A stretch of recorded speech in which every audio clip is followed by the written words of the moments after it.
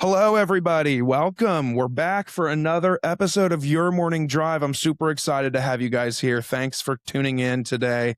Before we dive in, a couple things. Make sure you hit follow wherever you're listening right now. If you're watching on YouTube, at work, if you're listening to Apple or Spotify in the car or at your cubicle or at the gym or wherever you're at right now, make sure you hit follow so that you know that when an episode drops on a Wednesday morning, you're going to know about it right off the rip. You'll never miss an episode. We're having some awesome guests here in 2026, and I just don't want you to miss some of these awesome conversations. Of course, any like, any comment, review, subscribe, whatever the case is, however you leave feedback on any of those platforms I just mentioned, please do so. It helps us grow and reach more folks. Of course, behind the scenes, sponsorship information, clips, episode announcements, everything in between. Facebook, Instagram, LinkedIn, TikTok, and YouTube Shorts as well. So follow along on the social channels that you have on your phone or computer.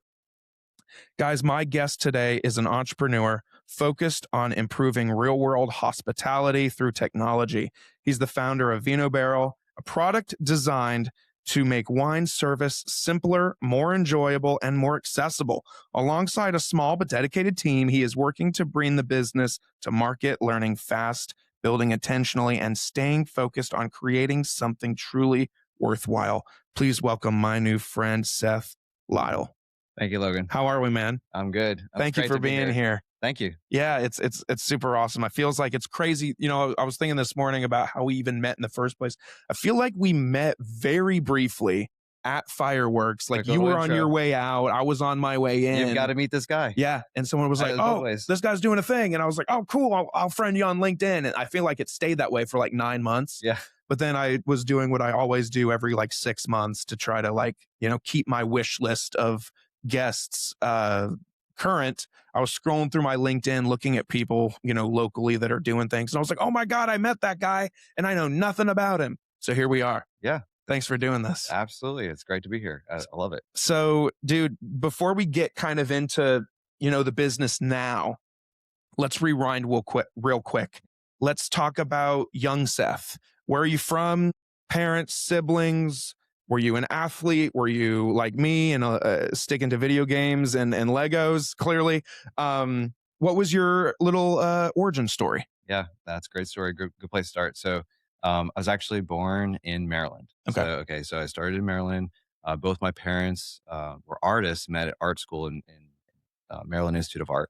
And so that's where it started. A lot of my roots come from New Jersey and from Italian heritage. And we can talk about that as we get into more of the transition story of what I went in my career path. But, I'm someone who's always been curious and very interested in life and figuring things out. And from an early stage, growing up on a small farm, we were actually very, the world would say, poor. We lived on our pastor's farm in a over 100-year-old house that wasn't updated. We had no air condition. We had no dishwasher. We were the dishwashers, myself and my 3 siblings and my mom. My dad became a plumber and supported us as a family because art is a hard occupation. And so anyway, I grew up on a farm and I have some of the greatest fond memories of those early days. And we were so poor.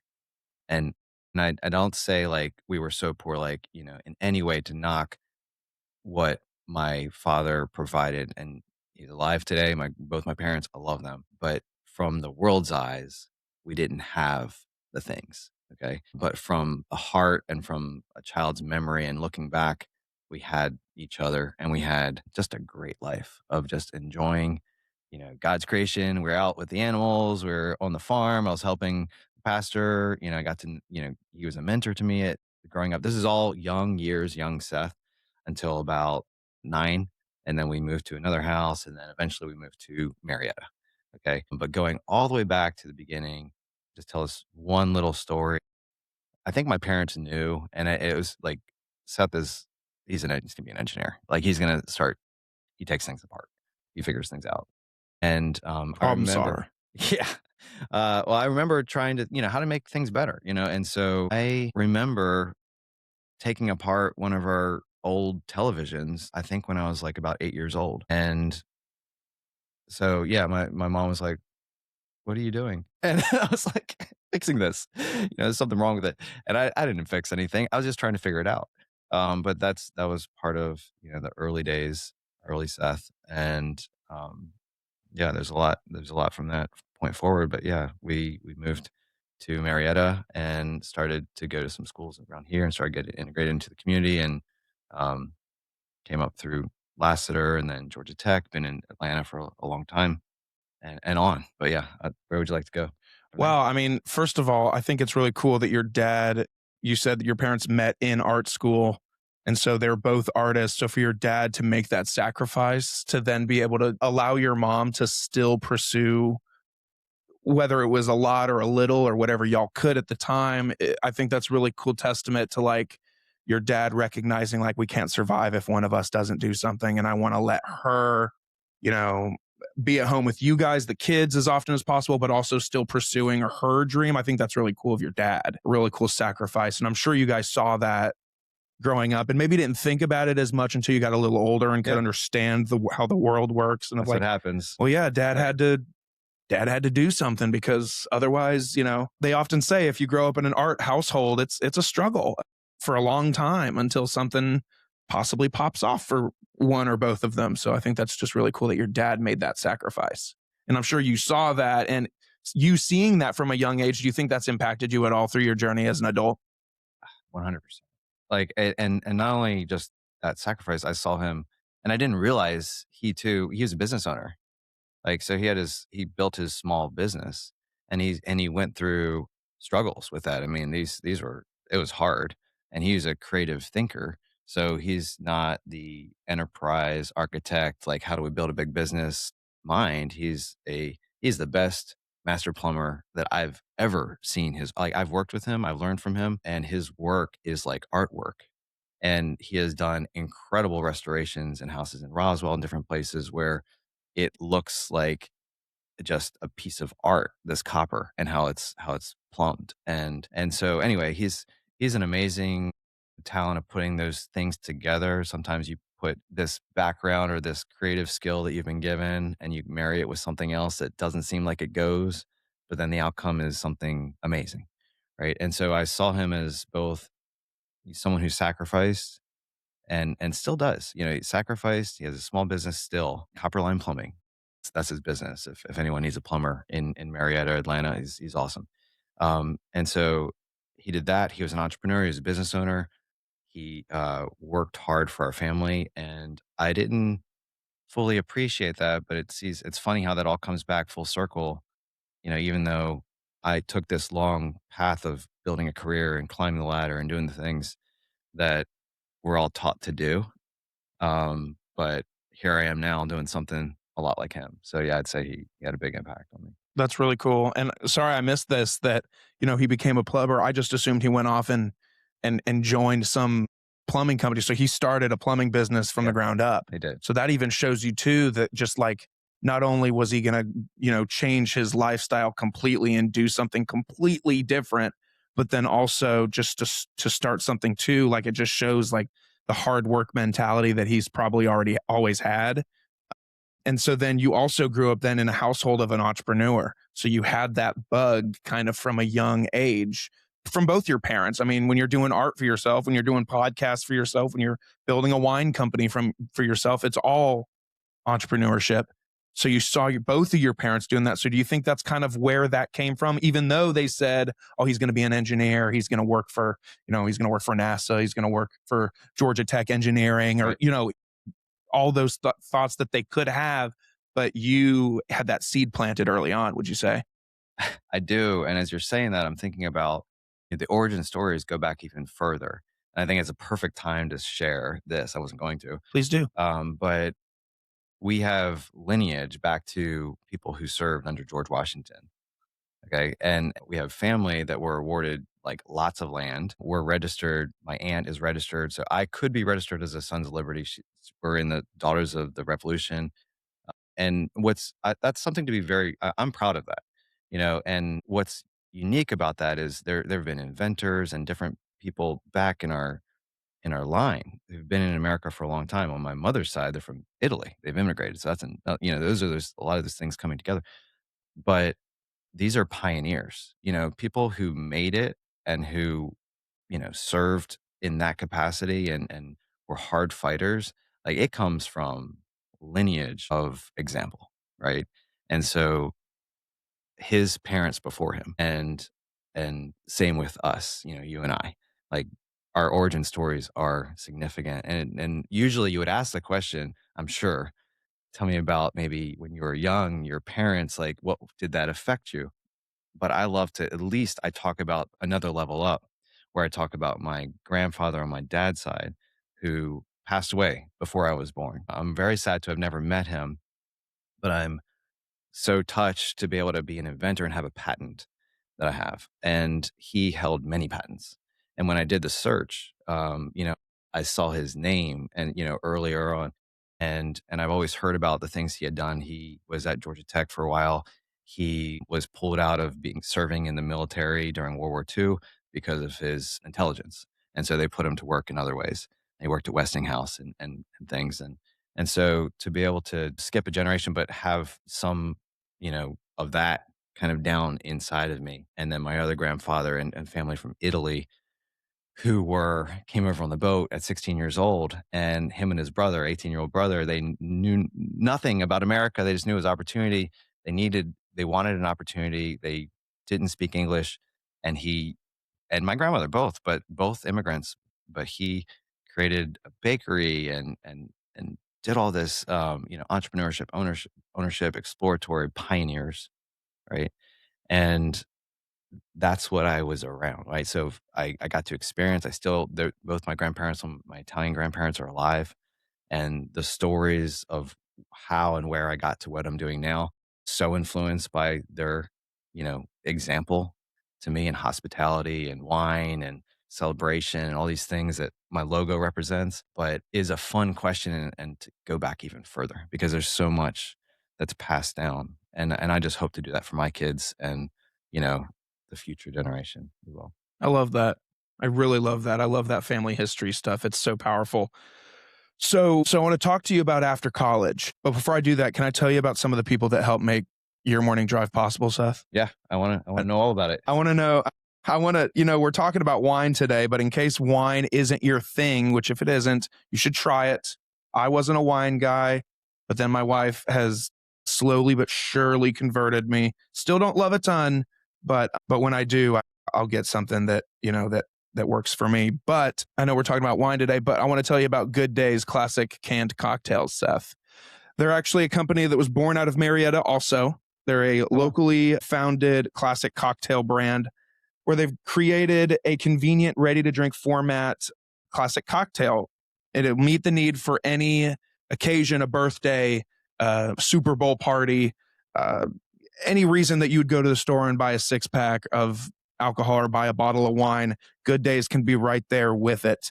You can try them. They've got amazing flavors. This one I've got on display here is their whiskey flavor. It's the heater for a reason because it's like 8.5%. It'll get you where you're going real quick, Seth.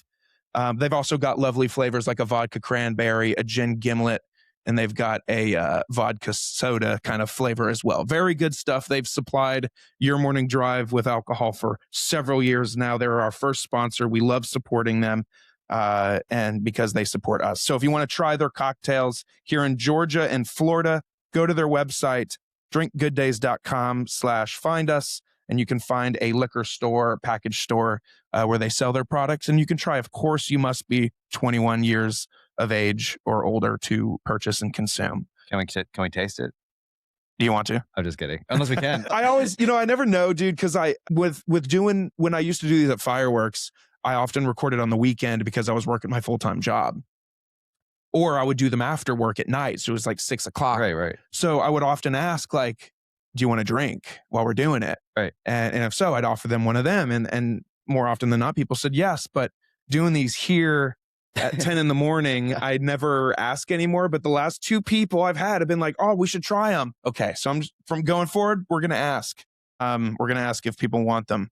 But yeah, they're good stuff, man. That's awesome. Yeah, and I kid, but I've also learned from this industry because I meet with people, wine suppliers and distributors and sellers and all these people, and I've learned that there's a way to drink and taste things without consuming and you're not messing up your day. You're not Sure. messing up your goals, personal, your mind, your focus, your physique, all the things that you care about and you can taste and spit. That's common with a lot of sommeliers. They drink a ton of wine, taste a ton of wine, and they spit out very expensive wine, and that's like you think, "My gosh, you're wasting all this wine," but, it's like very high-end wine, but that's their occupation, that's their profession, and I'm in that world, so I've learned a little bit more about how to enjoy and taste in off hours, and sometimes someone will offer me a bottle, like $200 bottle. Let's drink this. Let's try it, or let's try it at like, noon or something, or maybe 11. I don't know. Mhm. But anyway, yeah, it's an interesting space. It does require a lot of discipline and balance to just, you know, not not allow it to create something that you don't want it to be. But it is a great part of life, and it's a gift from God, in my opinion. Brings people together, and wine, of course, as we said, Yeah, as we've talked about, I think it's the greatest gift, that most sure. loved drink that's been given to mankind. Well, I've heard that mentioned a lot, and yeah, we'll talk about that in a minute. But before we get there, so Georgia Tech, right? Yeah. You go to Georgia Tech, Mhm. graduate. Yes. So 4 years. after your 4 years at Tech, what then? So I was thinking about going into the industry, into the workforce. Sorry, what was your major? It was systems engineering, Okay. industrial and systems engineering. It's a great degree from Georgia Tech, Yeah. well known from that school. And I was offered a good ride down at UCF. The market was kind of hard at the time, and I didn't want any more student loans, any more debt. I was paying for my way through college, working, you know, jobs, server, driving cars, valet parking, a variety of different things. Worked at American Eagle, a variety of different So you things. know how But to fold jeans properly. I do, and I know how to greet people, and Yeah, I learned service. It was great.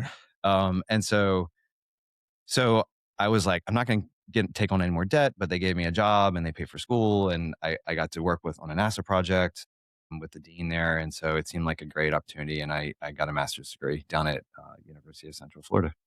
Awesome. Very good. Yeah, that's a great that's a great benefit. I mean, and that's a great school as well. I mean, and they've more recently too, I feel like I've heard them mentioned more and more and more based on either their football program or, other miscellaneous reasons. So that's really cool. It is a massive school. They've been growing and growing. It was a smaller. I mean, it was not as didn't have as much notoriety, Sure. but it's an unbelievably large school now, and so yeah, I think it's really earned a lot of recognition, and even their football program, and it's fun to see you know things happen on both teams in the world of sports. UCF and Georgia Tech, football starting to fight their way up towards the top. And Sure.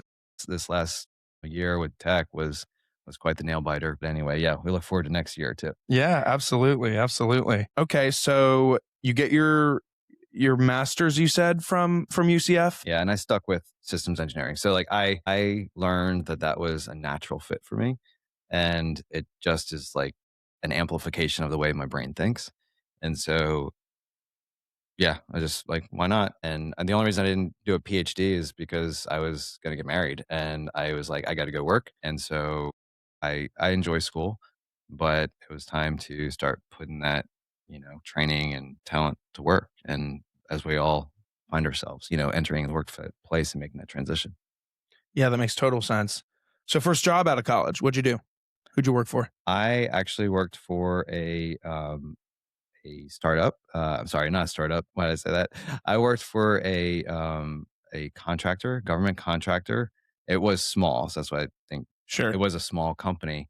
But they were a subcontractor to other like Northrop Grumman and SAIC. And down in Orlando, there were these military. It's a very large military complex of like companies that build missiles and all kinds of things. Sure. And so that's where I started. It was my first job, was working with them, and I learned a lot. I worked on the future combat system and got to do some really interesting projects, and learned a lot about myself even in that process as well. In 9 months before I took my next shift, which was to another company. I don't know if you want to talk about. So I went from there to working with someone who I had been trained and mentored when I was younger. He knew I was looking for an opportunity, and he was leading a transition of technology at Campus Crusade, which is headquartered in Orlando.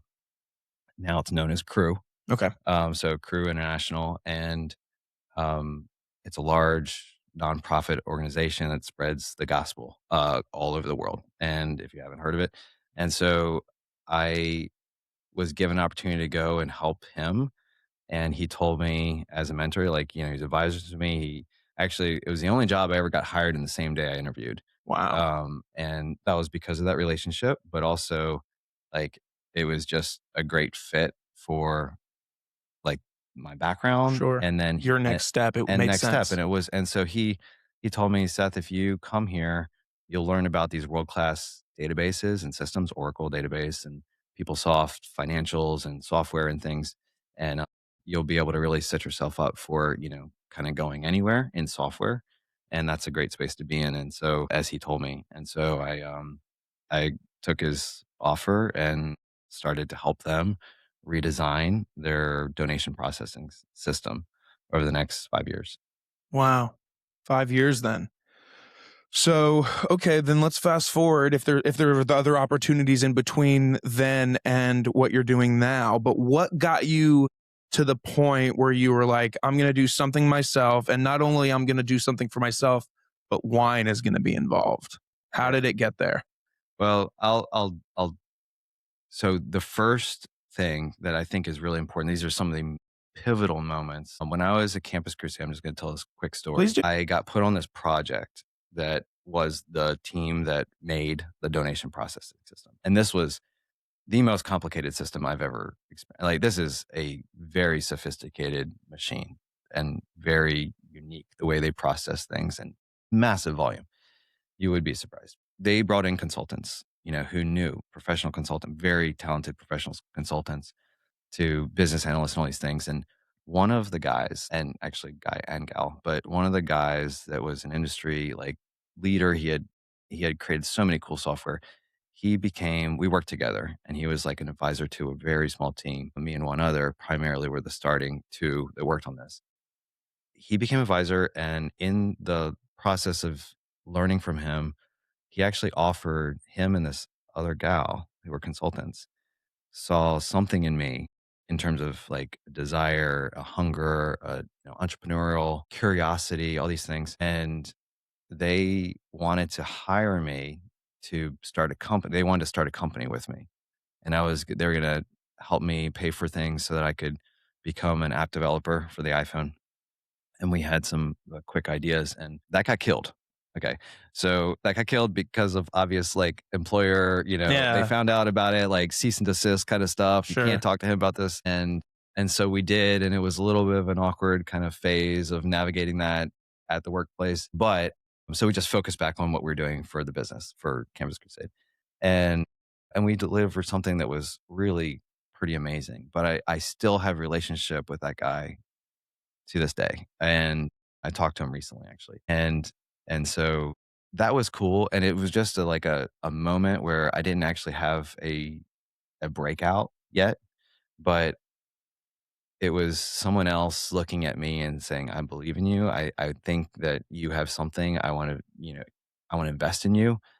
And all throughout my career now, as a leader who's leading teams or team and people, those are really important moments where you realize the impact that has on other people when you see them, them, you celebrate them, and you encourage them and you help them on their path. And so I try to bring that back. But that was like, to others that I'm working with, whether I get to work with them or not, whether it's short term, whether volunteer, whatever it is, I try to think about that and remind myself of things like that. And so now, fast forwarding, I needed to make more to provide. And so I took a job. We moved out of Orlando back to Marietta. I took a job with a marketing automation software company. And before that happened, I had already started my first startup. So my brother and I, who also graduated from Georgia Tech, he was an industrial designer. he and I had this idea of creating an art app that would bring local artists and local buyers together. Okay. He was more the creative mind. I'm more the engineering mind. But both of our parents were artists. We saw how our father, struggled to do art. He was very connected into the art space and the community in Atlanta. And we both had this like vision and idea. We were early, like we knew the iPhone was going to change everything. And that little spark of like those other people I just spoke about really put something in me. And so he and I decided like, let's start this thing on the side. So we never quit our full-time jobs, but we created an art app called Finestra, which is Italian for the word window. And my grandfather actually came up with the name. It was really funny how that happened. But he's just one day, he's like, we're up there sitting around his table up in New Jersey, and we're talking about what the name of the app should be. How do we, convey this emotion of like connecting with art and people understanding more about what's behind art and what that does to us emotionally, mentally, like, in our minds. And he's like, it should be Finestra. And so he's like, Finestra. And it's like, you're looking out and it's like, what is that? He's like, it's window. And we had gone through all these different names, but he describes it. He's like, it's a window, is Italian for window. You look outside and you see all the possibilities. And it's kind of it's almost, simplistic and funny Sure. thinking about that. But it reminds me of like, some people that are just wonderfully full of emotion and passion and like heart. And it's not so much about the brain. It's about like how do you feel? And so like he was describing this world that's out your window, and world of possibilities and the beauty of landscape and just how that makes you feel like how you're exploring. You like you want to go and see and explore and see these things. And that's what art can do for us. And so we adopted that. We called it the Finestra Art app, and we launched it, and we raised a little bit of money, amazingly, and not much, but we raised a tiny bit. So we learned a little bit about that process, and we signed on, you know, 100 or so artists. We had art in the app. We had our first. We had local buyers. Things were happening, but we just never turned it into a full business. And so we learned a lot from that. We got talked about in the Georgia Tech Alumni Magazine. My brother, in the end, even when we were closing it down, were recognized internationally. And my brother got flown to Abu Dhabi to represent the United States as one of the early innovators in technology and art kind of coming together. Wow. And so he got flown out there, put up in a Ritz Carlton, and was part of this international event of people from all over the world that were talking about art and technology. And so we had art. We were already closing the company down, like formally. But it's nice to be able to have some kind of thing to look back at and say, like, okay, he got that trip. We did a number of things together in the community, which is great. He did that trip. That was what his memory was, and my memory was this amazing piece of art that we created together with all these artists at Creative Mornings one time, where like over 100 different artists had a part in putting together this piece of art. Anyway, it's hanging on my wall, and that's what I got. So I know we're going to transition probably to like, okay, that was my first startup. That opened the door to a lot of opportunity. It set the stage for where I was going to go, because when I went into marketing automation and worked at Silverpop, which got bought by IBM Okay. later, my CEO, Bill Nussey, found out that he had an art app. I mean, he had an app developer he didn't know. Okay. And I came in with a little carve out because we were developing this thing on the side. They were okay with it. And through Brian Brown, his head of product strategy, he approached me and said, do you think, because apps were super fresh and hot at that time, this was a long time, it was like 15 years ago. Do you think you could create an app that would connect to our marketing software and we could demo it together at our annual customer conference in the keynote presentation with our CEO? And I'm like new, I'm like very low on the totem pole. I don't know anybody in the company. And I didn't know if I could do it, but that is one time when I said yes. And I'm glad I did. It Really? changed everything. Really? Yeah. How so? So I didn't know I could do it. I didn't know I could pull it off, but we did it in 3 months. I stood on the stage and we presented something that wowed the crowd and wowed the employees. And we created it was just an instant success. And that moment and how well the presentation went and the flow and the integration and the visualization of all these things and the modern and the new, um, it cemented a relationship between me, him, and our CEO. And I became their demo guy for years to come.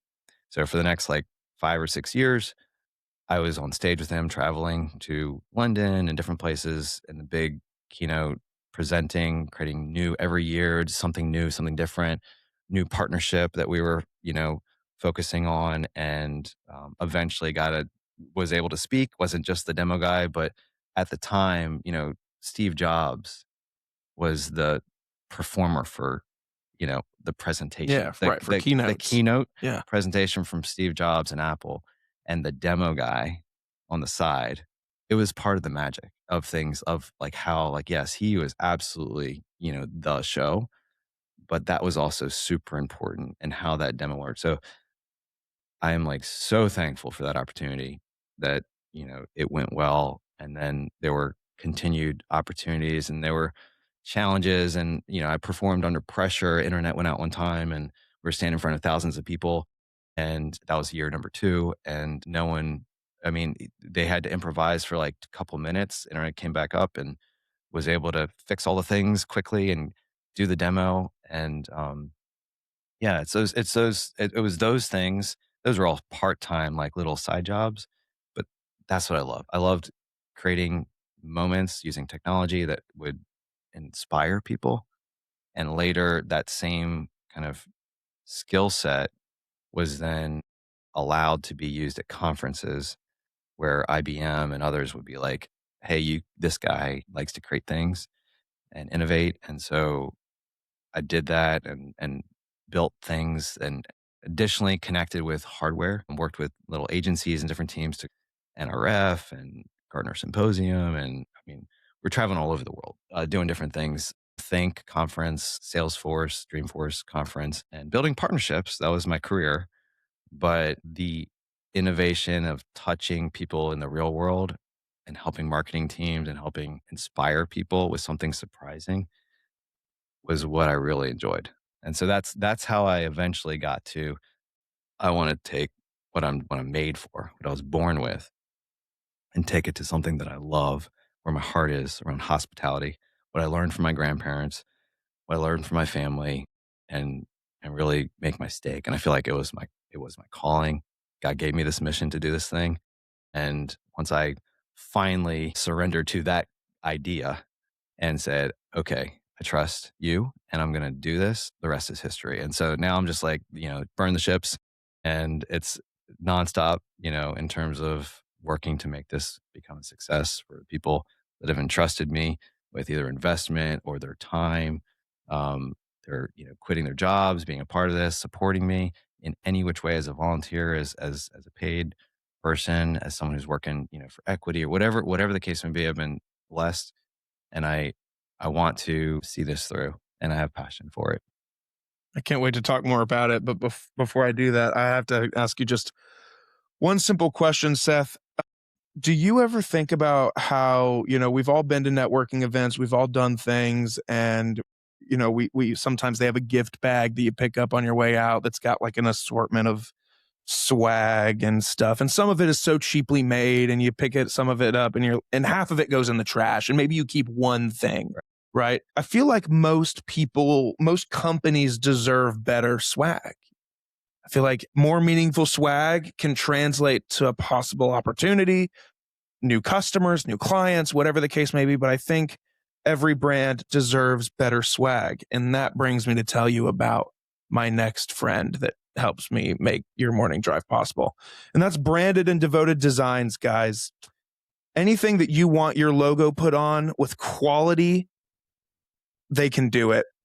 Good people, great local family right out of Harley, Georgia. They can put your logo on coffee mugs just like this one with laser engraved. They make shirts, hats, tumblers, whatever you can think of that you would possibly want to put your logo on and either give it to your clients or your customers for free or sell it yourself at an online store like I do. They can do anything they want for you. So if you hit them up at their website and you go to brandedanddevoted.designs.com and you check out what they've got to offer in their history and what they can do, they also do great woodworking stuff as well. If you hit them up and if you tell them that Logan from Your Morning Drive sent you, they'll give you 10% off your order. So if you hit them up, need some new stuff, new year, new you, get some new stuff for your customers and your clients, they can throw that logo on anything you want. So hit them up, tell them I sent you, get 10% off your order, and support a local business. That's so important. I love that. So important. I've learned so much about branding and about the importance of wearing, so here I am with my hat. It doesn't say VinoBarrel, it's our logo. And actually, I care a little bit more about even the logo, but it's so important to make sure that you are getting that out there and you're doing it in ways, you're investing in things like that. Because if you're trying to build your brand, and especially if you have some kind of consumer product, and even if you don't, and you have something that's, for business, you have got to get it in front of people and you've got to consistently get it in front of people in lots of different ways. And so whether it's swag or it's, sponsorships or different things that give you the opportunity to get your brand in front of the right people, uh, it's an important thing to invest in. So yeah, that's great. I love it. I love both of these are sponsors for you. Yeah. Yeah. They're both great folks. And I mean, I love, I try to appeal to, local businesses that either just have, a couple $100 in their marketing budget and they don't know what to do with it. And so they'll throw it at, a local podcast or an artist or a local business to advertise. And, I love that they're two local companies that I believe in personally and I benefited from myself because, we've all worked jobs where we have been told to sell something or to do something and maybe you might not believe in the product but you have to provide and Mm, pay your pay your rent every month. And so it's really difficult to sell something you don't love, but the fact that I do love both of these people. I saw Dave last night at an event and I mean I was wearing a collared shirt with my company logo on it and that he had made me and he's like, "Oh, that's a nice shirt." I'm like, "Thanks. I know a great guy that made them." And someone else complimented me on the shirt. And I said, "Yeah, well, that guy over there sitting at that table made it. So go hit him up." I just like to support people I believe in. So anyway, absolutely. you said you're passionate about this logo. Tell me about why. Yeah. So I'm like super blessed to have gone through a design process to come up with this. And it is a representation of three things. It represents celebrate our purpose and community. So the logo is three parts. Is there's a rose that's in there, there's a wine glass and the circle around it. And so the wine glass is the celebration. So I say celebrate your purpose and community. Wine glass is, like I say, I think it's the world's most loved drink that brings people together and is about celebration and it's about romance and love. It's about there's so many emotions with wine. Anyway, so I think wine is a great. There are other things, definitely that people reach for, and the outcome is the same. But celebrate is the glass.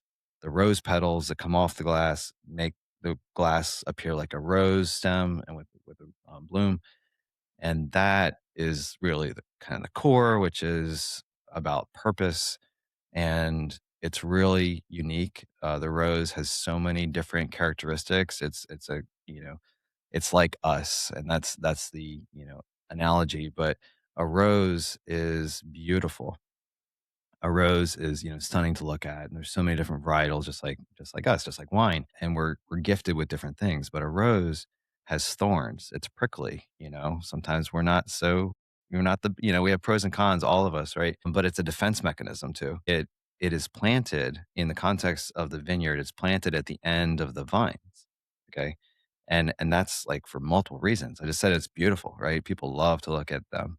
It also smells beautiful. Like it's a beautiful aroma and it attracts bees.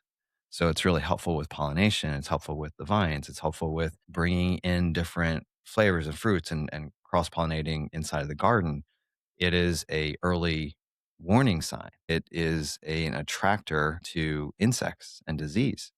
And so it's planted there as a guardian and it informs the farmers, the winemakers who are tending to the vineyards about disease or pests that are coming to the vine. And so it's sacrifices. And so, like, I just think and there's more to it, but there's just so many pieces wrapped up in that beautiful emblem, the rose that's like us, how we're created with unique talents. God gives us gifts, God gives us talents, and our greatest potential is to pursue the things that we were made for. Enjoy our work, enjoy our toil. That's in community. And so not alone. And so the circle is about community. And so I say you should be celebrating your purpose in community, not pursuing money, wealth, power, you know, those things, sex, all the things that like can destroy someone. Sure. But like the greatest thing that you can do, and this was the pivotal moment for me was reading a, a verse in the Bible. I'm a Christian. I believe in the Bible. I believe in Jesus. But and you don't have to, but everyone should believe in something better than themselves and bigger than themselves. Sure. Absolutely. And so Solomon, who's a historical figure, if you don't even believe in what the Bible says, but it is well documented, he was one of the most wealthy, wisest person, he had the most of all people. And the Bible says he was the wisest person to have ever lived. Okay. But he was an amazing king that had unbelievable wealth. Okay. And all the things, all the power, all the money, all the women, 1,000 women, if you go back and look at this, back in that time, it was quite a different era. And so he said in Ecclesiastes 3:23, it's like kind of my pivotal verse. He says, there's nothing better than for someone, I'm paraphrasing, but there's nothing better than for someone to enjoy their toil. And for me, I say that's kind of one of the hidden secrets in the Bible of like the purpose of life. Like that one of the secrets to life is to enjoy what you do. And he was coming from that. There's some amazing songs and things written about this sort of concept of how, we're all going to return to dust and how, it's meaningless, life is meaningless. And that's like a lot of there's a Johnny Cash song. There's all kinds of like really, powerful things around that. When people look back and when you're young, you don't think about any of that stuff. But the truth is we're all going to return to dust, right? And we don't want to talk about that. But what we can do is, enjoy while we're here, live in the moment, and just leave things that are legacy and invest in other people because that's what continues, right? Your money, it's going to be gone. And the beauty is we want those things. Those are good things. Like, we want to have the pursuit of a great life and possessions and, sharing it with others. And hopefully that's more your bent and becomes more your bent than hoarding. But, investing in other people and enabling them to become who they were made to be. And that's where this passion comes from. And that's where, I want to create this. I want to create the world's greatest wine club. I want to create the world's greatest social wine club. And we're trying to do that here in Atlanta with our product. And I want not only to build something that is very lucrative and profitable for other businesses, but I want to reinforce messages that distill that concept into the people that participate with our brand and experience wine and become mini somms and learn a little bit more about it and engage in IRL, get people off the couch and in real life and talk about the things that inspire them and that they want to do in their careers. And and just to kind of summarize all of that, it's excellence comes from pursuing what you were made for. Like and another famous line is like the hand can't say to the foot, I don't need you, or the head to the foot, I forget exactly which one it is.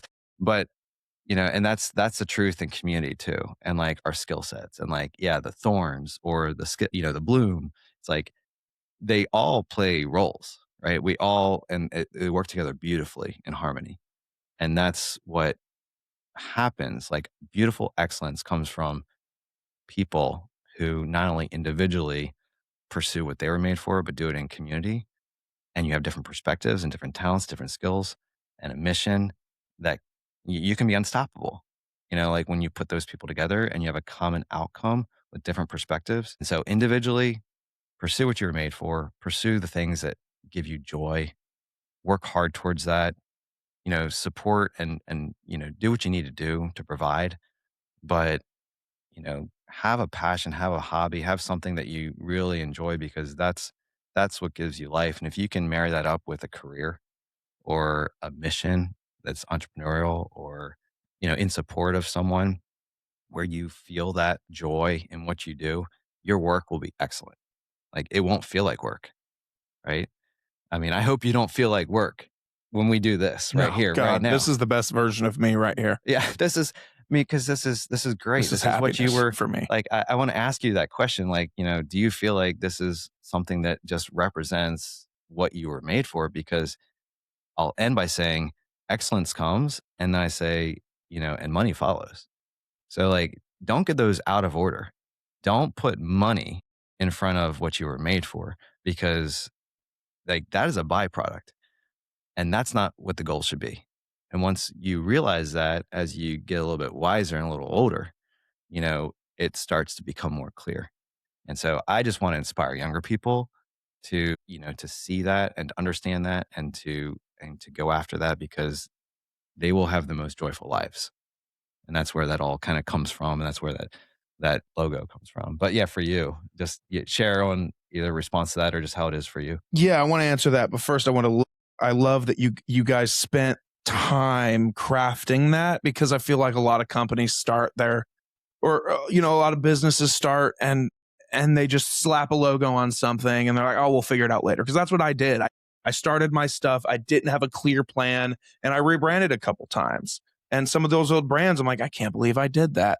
But I love that you spent and dedicated time to making sure that represented something more than just a wine glass, because any wine company could do that, but you did something a little extra and it creates a good story, and it's something that you should tell absolutely everybody, because I loved hearing it just now.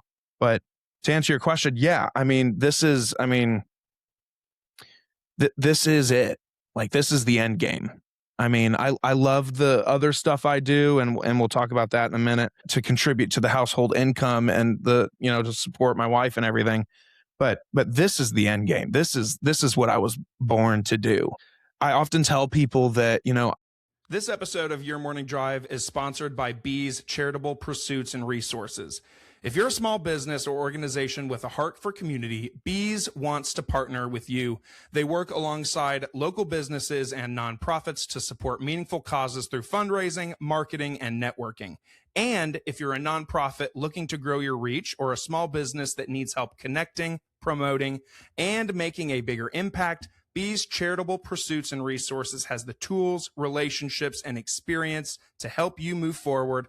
Learn more about them and get involved at beescharitablepursuits.com. As a kid, I moved around the country a lot. My dad's in commercial construction, he oversaw, he's a civil engineer, oversaw massive projects across the country, Apple's headquarters in California, Mercedes-Benz Stadium here in Atlanta, the Georgia Dome before it, countless things across the country that anyone would say, oh my God, really? And we had to move every 3 years because he would supervise these projects.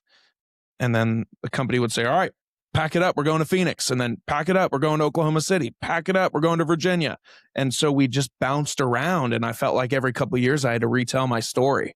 Mm. And now someone pointed out to me last year, I think at some point someone said, on a podcast, they said, so you spent all your life telling your story and now you're letting people tell theirs. And I was like, that's deep.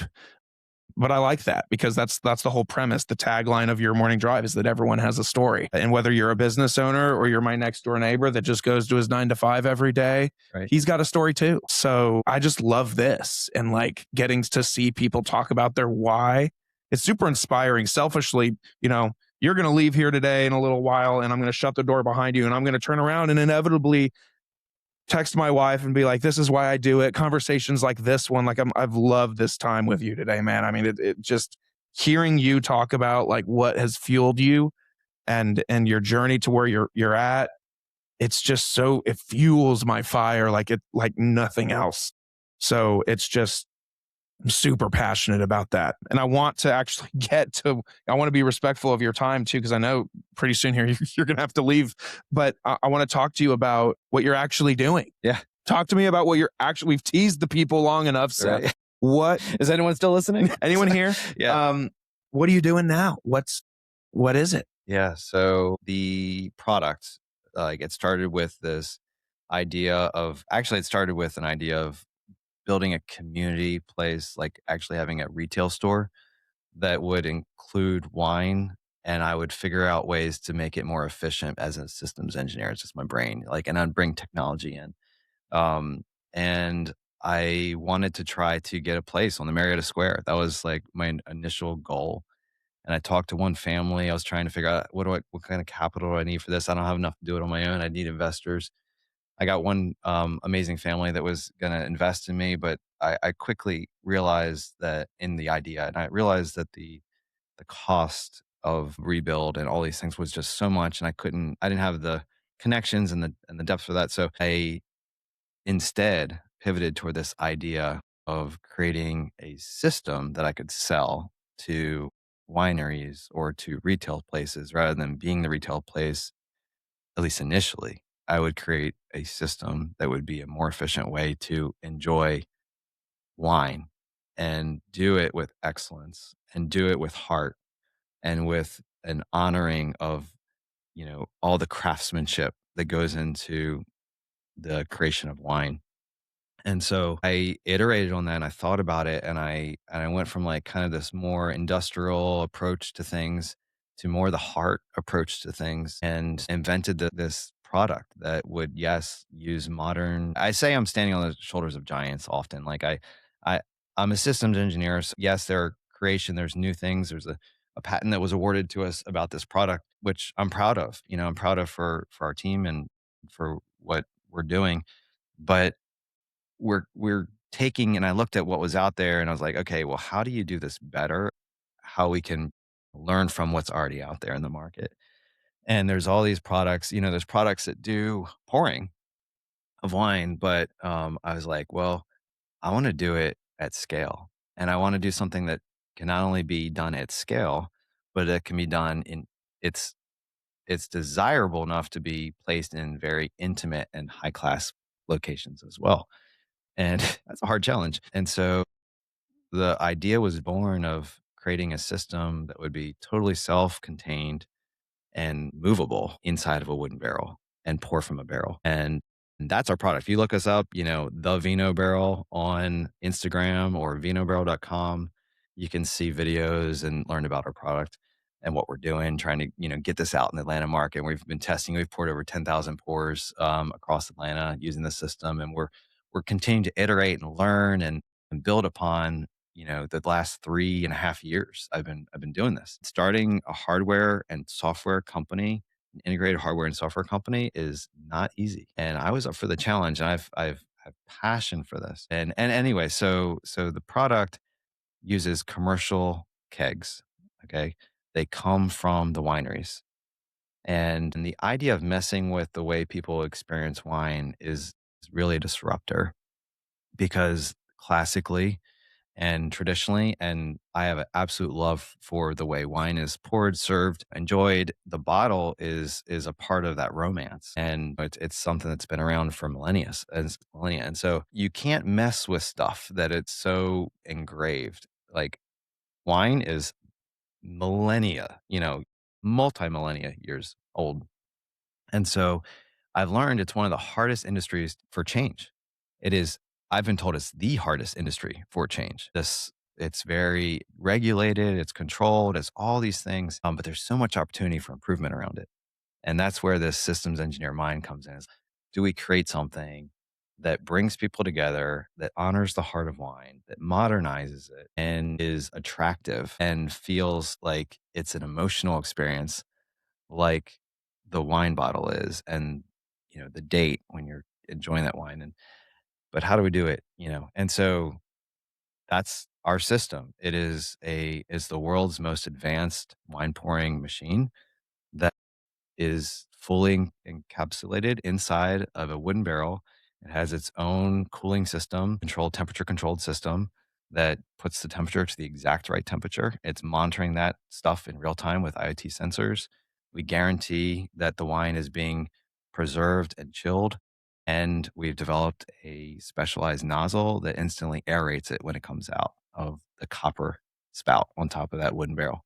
The barrel itself looks like a piece of decoration. And honestly, that's been one of the greatest challenges is trying to figure out how to put the right amount of signage or the right kind of instructions so people know because they see barrels all over the place as like this decorative piece, Yeah. right? And so and you'll find it in high end places like all over the place. Festivals, some people use them as trash cans. Sure. One of the funniest things I'll just say is I joined this barrel club at Cavender Creek years back, and there was we joined. It was a high end supporting membership back when I was making good money at IBM, and so we joined that, and they told us that when you were done, you get all these discounts and dinners and all these things, and we were helping support them with their purchase of a bunch of barrels. Well, they said, well, when after 3 years is done, because it was 3 year period of being this member, you get your barrel back, the one that you bought. Oh, wow. Okay. And so, and someone said, this is kind of where some of it came from. Someone said they were describing how, what you could do with it. Like you could just set it out, they said, or, I've even seen like someone like cut off the top and they use it as a trash can. And, when I heard that, I was like, there's got to be a better use of this thing. Sure. Right. And so that was one of the sparks that kind of started the concept. But anyway, so I was like, how can we make that into something that is like what my grandfather has given me as an experience? And so I'm going to join those two things together, those concepts. The barrel itself, it does all this stuff, right? It chills the wine, preserves the wine, has argon tank inside. It uses the highest grade materials to preserve the wine, so there's no osmosis. There's no permeation of oxygen or anything in the lines. It's the highest grade stuff in the market. It preserves it practically indefinitely under argon, and we have specialized nozzles and things that bring wine to its full potential. And so, if you're gonna put something into the market that competes with the status quo, which is the greatest competitor we have, is like business as usual is the greatest competitor. It's not our competitors. Like there's other players in the space that pour from kegs like we do. They're static installed machines. They're very fun and engaging, Mhm. but they're static. They're big investments. They don't represent the heart of wine, and they're more focused on beer. Sure. Right, and so the wineries are not, all behind what they're doing. I mean, I admire these other players that are out there, and like I said, we're standing on shoulders of giants who've already, like, started to pioneer these things. Sure. But, the other is, like, people who pour from bottles, and that's another amazing invention, a product that preserves wine and allows you to preserve a bottle rather than oxidizing in 3 weeks. You can put it in this thing, and within 3 weeks, it's done, but, it can pour, but it's not high volume, and it doesn't it's still pretty sterile. And it's static, it sits, right? So we create this barrel, it's on wheels, it's chilling, it's preserving, it's pouring, it's collecting payments. It is creating the best glass of wine you've ever had because and I say we bring wine to its full potential. You don't waste an ounce, a drop of wine. Everything is preserved. So from a business perspective, you get every bit of profitability out of that investment of wine. You're not throwing wine down the drain.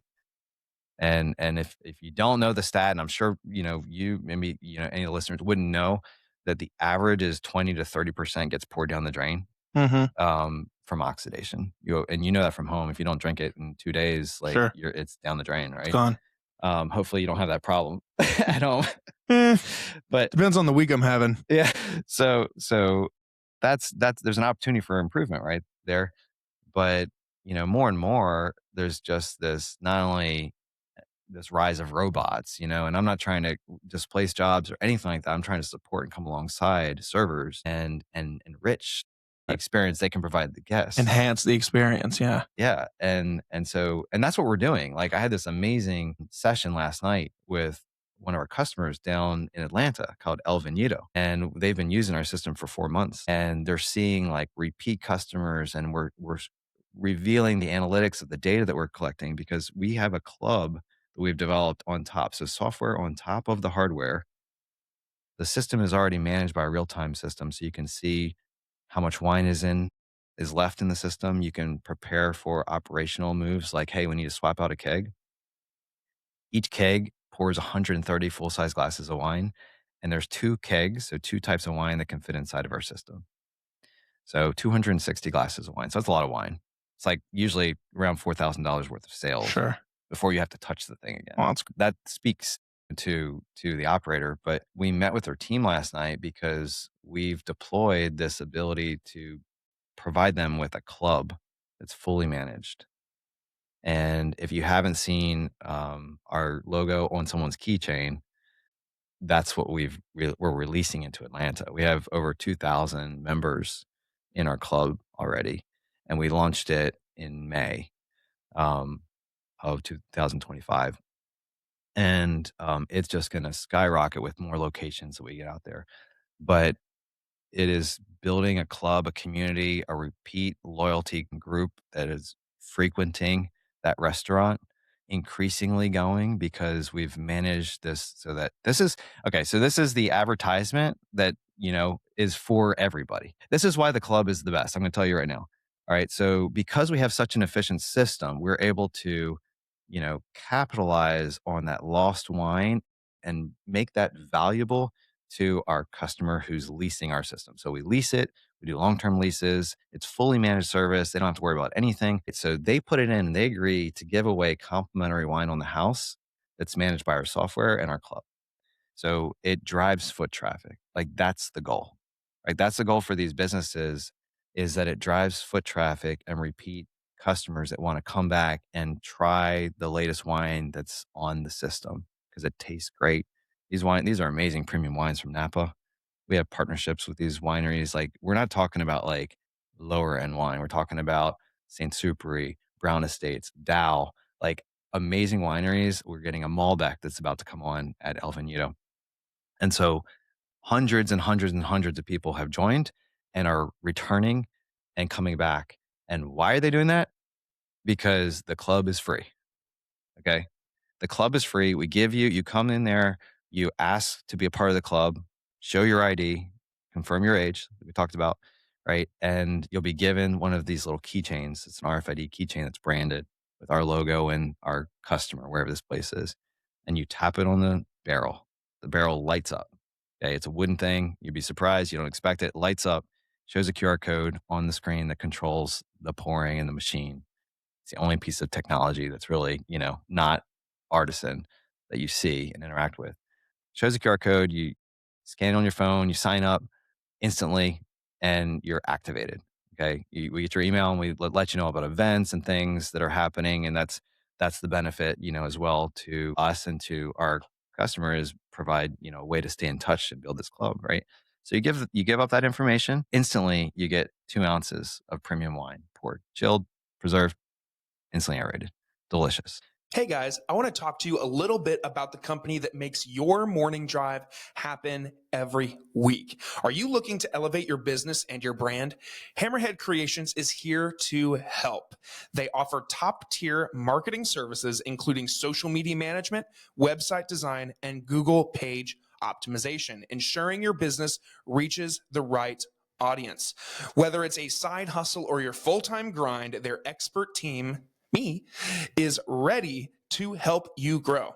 Plus, if you're into podcasting like me, Hammerhead Creations offers full support for both in-house shows and external podcast creation. From concept to production, we will help you bring your ideas to life. Visit www.hammerheadcreations.com and discover how we can take your business or your podcast or both to the next level.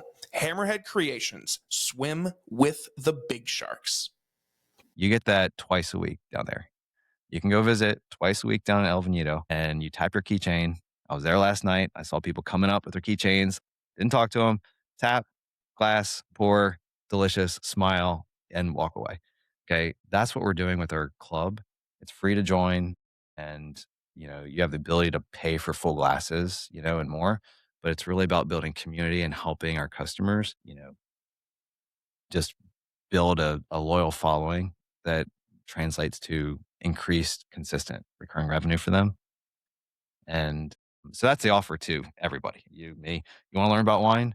Join our club. Go down to a restaurant, go down there by the Fox Theater, try it out. And you'll be able to join on vinobarrel.com/club as well. And then when you go in real life, you can go activate and get your keychain. And that keychain is something you keep. Okay. So you'll go to different locations and you'll be able to use the same keychain to get complimentary wine on the house from those different locations. And that gets people off the couch and that gets people in the door and it's fun. So that's what we're doing. I want to go to my grandfather's story, if that's okay. Yeah. Okay, so why the barrel? My grandfather's from Italy. Okay, I told you earlier he came over on the boat, 16 years old, didn't know any English, didn't know anybody, but worked hard. He's made wine in his cellar and wherever he lives, but the majority of all my life that I've known him, he's lived up in New Jersey in Verona and had a bakery there that was really well known. But he made wine for 62 years in his cellar and has um, you know, rooms of bottles from his vintages that he's made.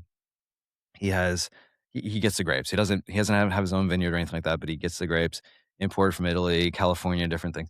And he presses them like the old fashioned way, everything. He has wooden barrels in his basement.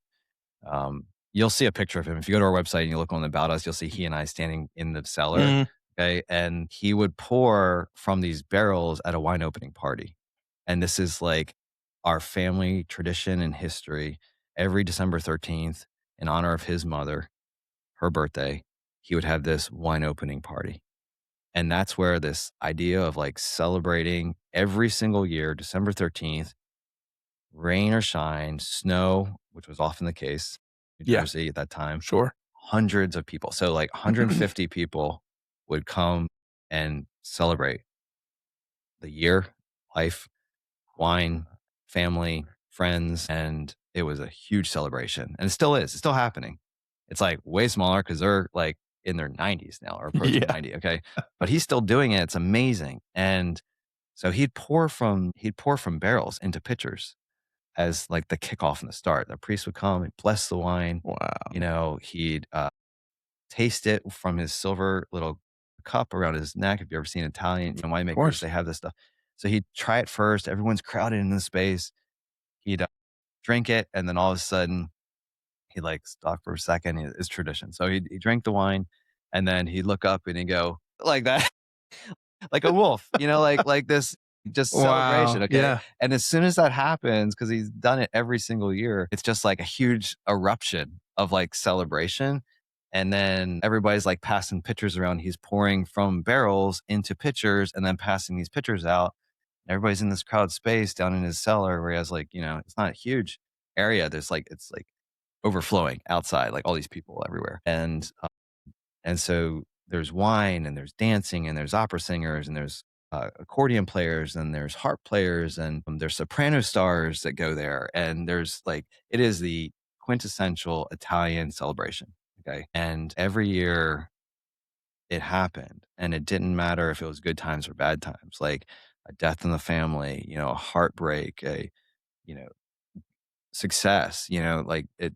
And that's I just want to bring that to people and say, yeah, that's a little bit the origin story as to why, like, I'm doing what I'm doing. I've learned, I've experienced this. I want to bring that life and continue that story in a different way. I want to bring it to the world, but I want people to be reminded that they need to celebrate and be reminded of the good things in their life. And there's always something good to be thankful for even in the hardest times. And I've been through a lot, and I'm sure you've been through a lot. And I'm sure there's people that are listening who are going through a lot right now or can Sure. look back and say, yeah, I can relate, to this, that, or the other. Like I've personally, we don't need to get into my story on the pain, but I've been through a lot of pain and, just like minimally. And I'll just say, like, starting a company is hard.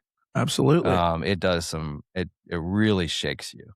And I Test you to your core. it does. And it really, like, it's a very defining thing, a very defining kind of self-exploratory of, like, who you are and, what are you made of and what were you made for and all those things, and, it reshaped my life, okay? But I've overcome, and passion, like, the word passion is why I encourage people, like, find something and pursue something you love because then you can get through hard things, and find others that will encourage you along the way. But there's always things to celebrate. The word passion is the Latin word means to suffer or to endure.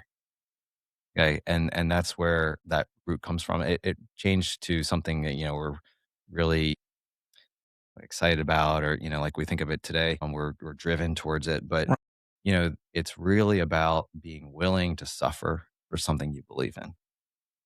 And it actually came out of, like, martyrs and people who would give up their life because of what they believed in. Well, I want to piggyback off of that because oddly enough, for whatever reason, when you said passion, I actually had a conversation with my mom recently because she had watched a movie for the first time and it was The Passion of the Christ with Mel Gibson from way back in the day or whatever. Yeah, And maybe. thinking about how you just said, like, passion is suffering or enduring or, going through whatever. And like you say, like a martyr. And I just think of Jesus Christ that suffered for everybody, for 100%. generations to come. So it's just a crazy tie-in. When I learned about the root word, and immediately you think of that movie. I do anyway. And Yeah. it's like, Mel Gibson did incredible research. And I don't know if you're aware that he's doing a Doing new another movie. one. Yeah, Yeah. yeah. Yeah. And so it's gonna be like unbelievable. He's been studying for, I think, for over a decade Yeah. on like how to make the new one Yeah. the way it's gonna be. And so, but yeah, that the Passion of the Christ, like that even title was just an example of, like, understanding the root, what it Hmm. actually meant, how important that title, that why Right. that movie is called what it is. And yeah, when you believe in something and something is true, or you're, inside you, you believe in it, you have faith in it, you know, it's just like your family or kids. Like, when you have love for someone, you'll do anything for them. When you have belief in something or some mission or some calling, you'll do anything for it, to the extent that you can. And you got to balance all the different priorities in your life. But that's That's the point of everything I'm doing, okay? Like, I think there's a chance that we could have a billion-dollar company one day, a global company, and I am blessed by having people who increasingly are just, like, continuing to support and surround me and wanting to be a part of our team. We have people that are joining and quitting jobs um, and believing. We're raising capital. Like, we need investors, I need partners. But we've done some pretty amazing things with the amount of money that we've received so far from investors, and it's time to take a shift. We've proven that a product, can be it's loved by. I was just talking about El Venito.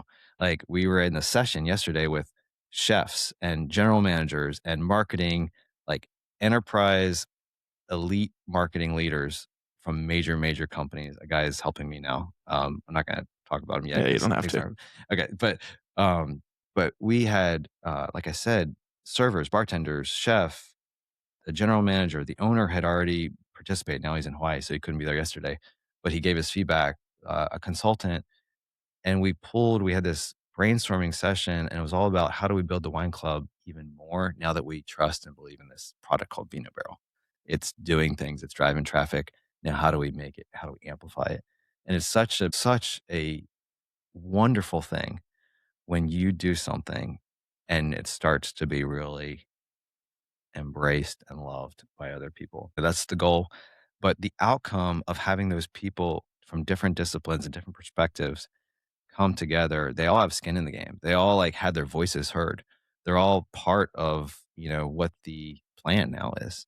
And so we're about to launch this great new, like, progressive program of building this club into like thousands of people just there. And we have all these external events that are happening. So that's an example of, you know, the passion, working with people, you know, executing it and just having a great time doing it. And I hope everybody is working to find that, whether it's again, like I said, a hobby, whether you do not have to lead and, you know, risk everything to find that because people aren't made for that. Like not everyone's made for that, but you are made. If you're not that, you're made to support other people too in the same common mission. And so find that passion, go after it, and you'll never work a day in your life. Money will follow. You'll find security, and you know you'll be happier and enjoy life, as Solomon said. Wow. Seth, dude, I could go on with you for hours, but I know you got stuff to do today. Thank you. Thanks. Thank you for telling me and the people listening, but really me, all of that. It's super inspiring. And I mean, again, like, you know, I love all my guests. I love all my podcasts, but every once in a while I do one that just like charges the battery, you know, and fills my cup, Yeah. fills my glass, if you will. And this is just one of them, man. You just a slam dunk, dude. Such a pleasure to get your time and to be able to spend this morning with you. It's just super cool, and I can't wait to join the club myself. Get my wine in, my wife in on it. She's the wife, or I can't speak. She's the wine drinker here, but she's slowly getting me there. So I'd love to get involved and help you any way I can. I just think you're doing a really cool thing. I gotta tell you one story real quick, and I can't wait for you to join and experience this in real life because until you do it in real life, it is, even if you see our videos online, it affects you in the real world when you see and experience this thing. And I'm love that. That's the energy for me. It's like, it's not money. It's like when I see the smiles and the reactions, I love it. Right. And so we had this at Turban Licks and there was a guy that was walking in. We had the barrel right at the entrance. And, you know, I'm there one day and I'm telling people about it. And we grew over 1,000 club members in 3 months there, by the way. So like this thing it's an attractor, but this guy walks in and I offer him while he's waiting for his table. He's about to get seated pretty quickly. And I said, would you like to try, you know, our wine club? We're pouring wine here. It's really, you know, and he's like, yeah, I don't, he's like, I don't drink wine. I only drink cocktails. And I was like, or bourbon. And I was like, oh, okay. No, that's fine. Like, just in case you're curious, you know, we have this thing and you can try it. And he's like, he just jokingly says, unless it's free, you know, and I'm like, oh, well, you're in luck. Cause actually it is, we offer it free. You don't, it doesn't charge you anything. You get to try it. And so he's like, oh, okay. So he comes over and tries it. He's like, I never drink wine. So he joins the club. He's, you know, once he physically sees and realizes what the thing is, he's like, this is interesting. He pours the small they were giving away 3 ounces. So he's enjoying this wine. I think it was a Saint Superi. It might have been a Chardonnay or a Rosé. I'm not sure what we had at the time, but he drinks it and then he's going to his table. But before he does, he comes back and he pays for a full glass of wine. And he's looking at me. He's like, yeah, actually, you're right. This isn't so bad. So I love little moments like that where I'm like, people don't realize or haven't, you know, visited or understood, like haven't really experienced better wine perhaps, or maybe you haven't had an experience where it's not just about the wine, but it's, you know, maybe the fun, the engagement of the process that makes it social and makes it kind of inspiring. And so I really would like you to be able to come and try it. And I'd like everyone, you know, to be able to come and try it and see where we are and participate because there's just so much that wine has to give. And there's like I said, we should be celebrating these micro little moments in our lives and what a better way to do it. So That's amazing. That's a great way to end it. Guys, I will make sure to put the information for VinoBarrel in the description of the episode, website, socials, everything you need to learn more and get involved and join the club yourself. I can't wait to join. Can't wait to tell my wife about it this afternoon when she gets home. Yeah, dude, just thanks for your time. I know you got to run, so I just appreciate you. Thank you, man. Absolutely. See you guys. Love you all.